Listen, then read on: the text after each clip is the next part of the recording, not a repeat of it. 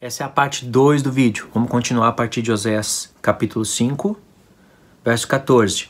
Porque para Efraim serei como um leão, e como um leãozinho para a casa de Judá. Eu mesmo os despedaçarei e ir-me-ei embora. Arrebatá-los-ei e não haverá quem os livre. Irei e voltarei para o meu lugar, até que se reconheçam culpados e busquem a minha face. Estando eles angustiados, cedo me buscarão, dizendo: Vinde, tornemos para o Senhor, porque Ele nos despedaçou e nos sarará, fez a ferida e ligará. Aqui está falando de dois povos que foram despedaçados no passado. O Senhor mesmo diz que despedaçou eles, mas ia curar a ferida. Olha, vinde e tornemos para o Senhor, porque Ele nos despedaçou e nos sarará. Quem foi despedaçado? Efraim e Judá. Mas Deus disse que eles iriam reconhecer isso, iriam buscar a face do Senhor com essa mensagem. Essa mensagem aqui vai alcançar as nações. Conscientemente. Pode ser que ainda não, mas conscientemente vai alcançar. E isso também fala a respeito da vinda de Cristo. Às vezes as pessoas ficam atentas aos sinais. Tudo isso que eu estou falando é para quem já conhece o mistério das duas casas. É um tipo de um acréscimo, pequeno acréscimo. Se você não conhece, aguenta firme aí que você vai conhecer. As pessoas ficam olhando, focadas nos sinais, nas tragédias, guerra, rumores de guerra, isso, aquilo. Então fala, Jesus está prestes a vir. Mas também tem um sinal para a vinda dele. Ele não vem enquanto as duas casas de Israel não conhecerem toda a mensagem bíblica e pregarem a mensagem para os últimos dias. Essa mensagem vai cair na mão das duas testemunhas.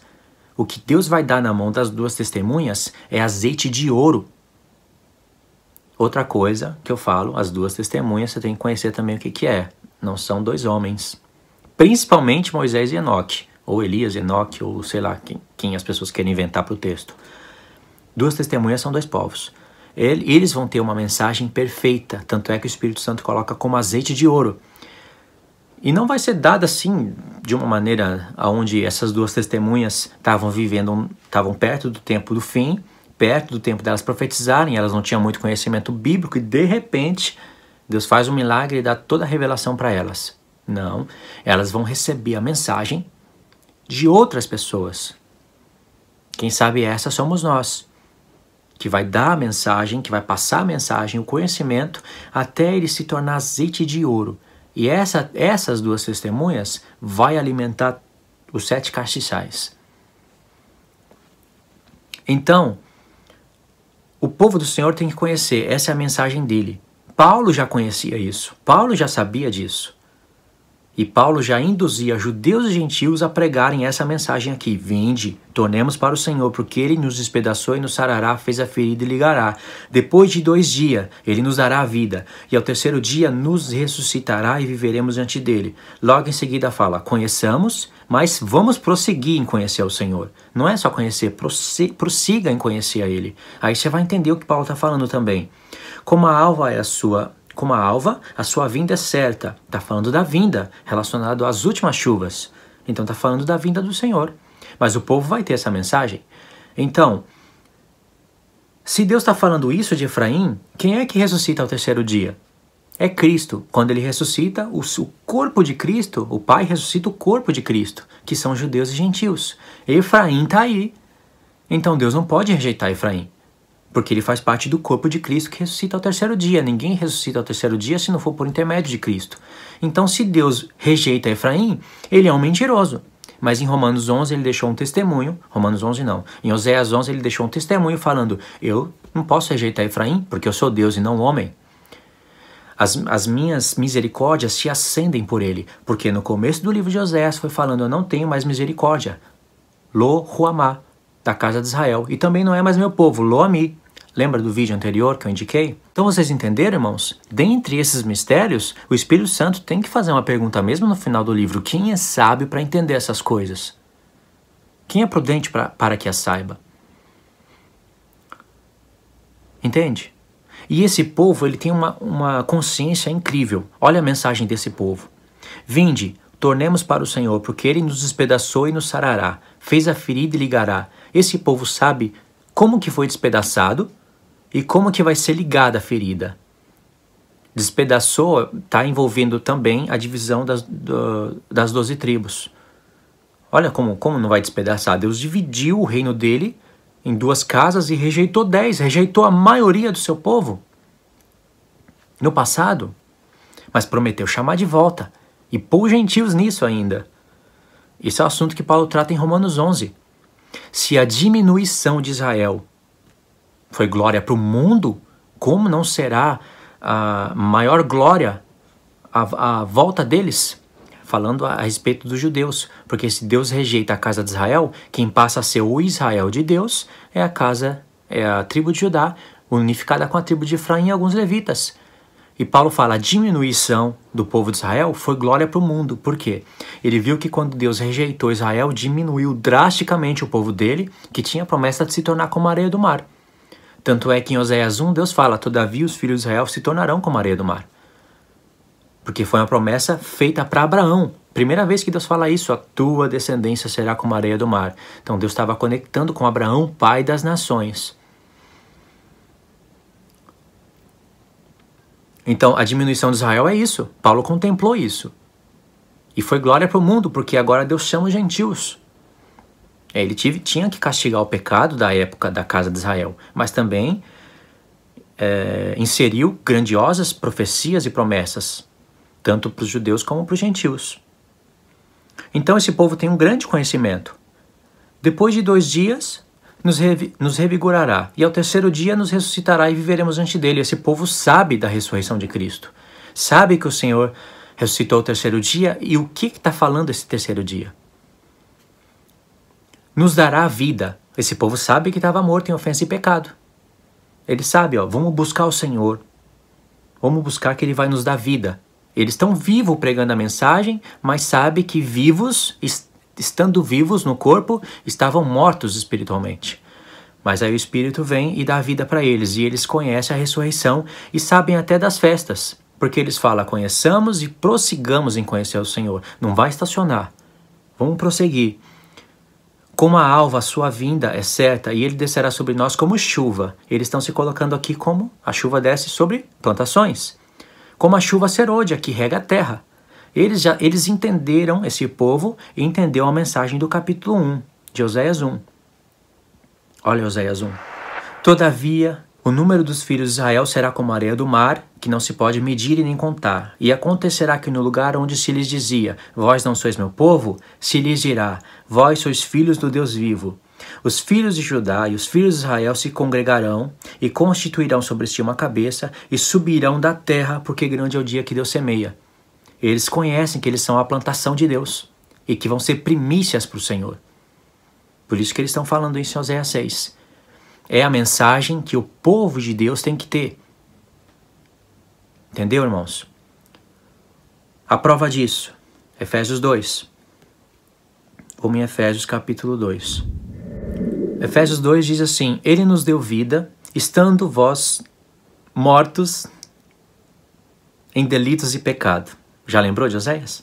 Nos quais andaste outrora, segundo o curso deste mundo, segundo o príncipe da potestade do ar, do espírito que agora atua nos filhos da desobediência, entre os quais também todos nós andávamos outrora, segundo as inclinações da nossa carne, fazendo a vontade da carne e dos pensamentos, e éramos por natureza filhos da ira, como também os demais. Mas Deus, sendo rico em misericórdia, Ruamá, por causa do seu grande amor com que nos amou, eu voluntariamente os amarei, diz Oséias, e estando nós mortos em delitos, Ele nos dará a vida. Nos deu vida juntamente com Cristo, pela graça sois salvos. Cristo ressuscitou que dia? Ao 3º. De onde Paulo está tirando essa mensagem? De Oséias. Entendeu? Verso 11. Vamos dar um pulinho rapidinho. Portanto, lembrai-vos de que outra hora, vós gentios na carne, chamados incircuncisão por aqueles que se intitulam. Verso 11. Os que se intitulam. Verso 11. Lembrai-vos de que, outra hora, vós gentios na carne, chamados incircuncisos por aqueles que se intitulam circuncisos na mão, por mãos humanas. Naquele tempo estavam sem Cristo, separados da cidadania de Israel. Aqui está escrito comunidade, mas a palavra é politeia, cidadania, cidadãos de Israel. Estava sem Cristo, separado da cidadania de Israel. Com Cristo, Israel de Deus. Estranhos às alianças das promessas, as alianças da promessa, alianças no plural, porque tem a primeira e a segunda, não tendo esperança e sem Deus no mundo, mas agora em Cristo Jesus, vós que estáveis longe, fostes aproximados pelo sangue de Cristo, porque Ele é a nossa paz, o qual de ambos fez um, e tendo derribado a parede da separação que estava no meio, a inimizade, aboliu na sua carne a lei dos mandamentos na forma de ordenanças, para que dos dois criasse em si mesmo um novo homem, fazendo a paz, e reconciliasse ambos em um só corpo com Deus, por intermédio da cruz, destruindo por ela a inimizade, e vindo, evangelizou paz a vós outros que estáveis longe, e paz também aos que estavam perto. Eu poderia parar aqui e mostrar que esse negócio de paz aos que estão longe, paz aos que estão perto, está em Zacarias capítulo 10. Ele virá e anunciar paz às nações, aos que estão longe. E ali está falando de Efraim. Está falando também Isaías. Paz, paz aos que estão longe, paz aos que estão perto. Mas a mensagem toda aqui, Paulo está tirando da onde? De uma equação dos profetas, em destaque Oséias.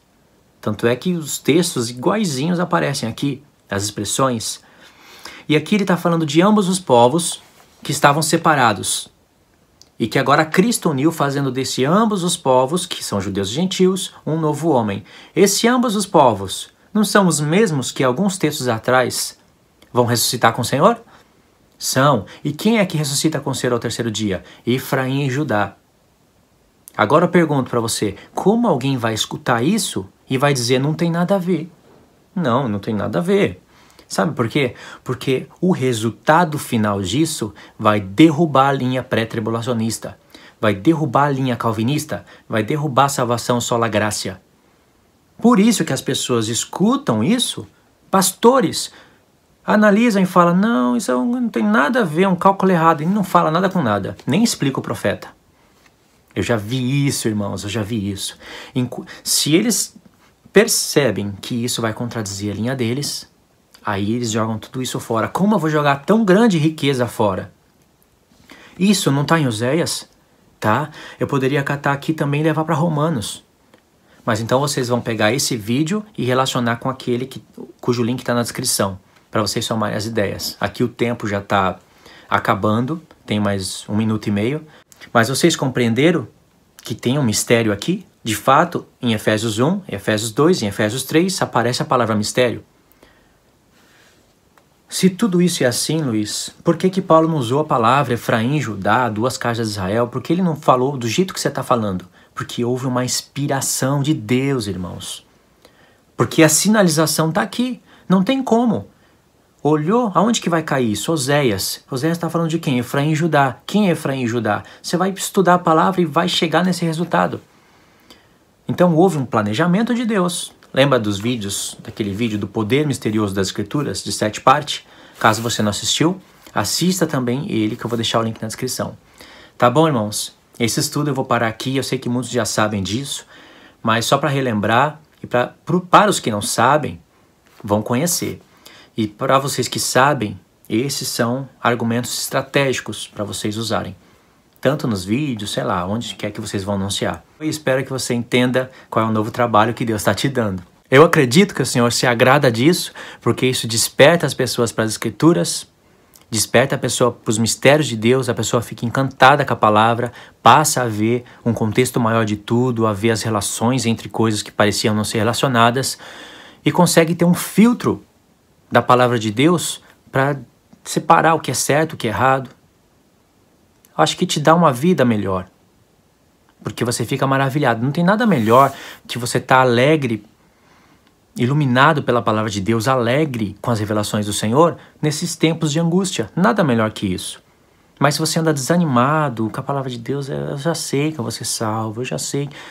sabe, você vai perdendo um pouco da força. Assim, quando você se alimenta com mais nutrientes, com mais vitamina, você fica mais forte. Então, é isso daí, tá bom? Fica na paz de Cristo, então. Deus abençoe, irmãos.